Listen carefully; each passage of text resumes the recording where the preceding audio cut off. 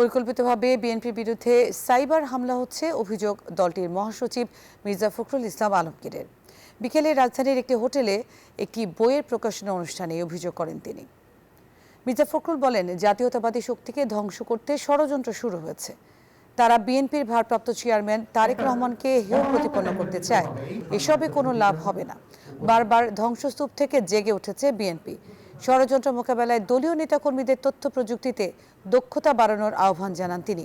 পাশাপাশি পড়াশোনার মাধ্যমে সব বিষয়ে জ্ঞান অর্জনেরও তাগিদ দেন মির্জা ফখরুল। আজকে যে প্রচার হচ্ছে, অপপ্রচার হচ্ছে, এর পেছনে কিন্তু একেবারে সুনির্দিষ্ট চক্রান্ত রয়েছে। সেই চক্রান্ত হচ্ছে বাংলাদেশের জাতীয়তাবাদী শক্তিকে ধ্বংস করে দেওয়া। সেই চক্রান্তটা হচ্ছে যে নেতা যিনি উঠে আসছেন, যার একটা সম্ভাবনা দেখা দিয়েছে, সে তারেক রহমান সাহেবকে নিশ্চিহ্ন করা, তাকে খারাপ জায়গায় ফেলে দেওয়ার চেষ্টা করা।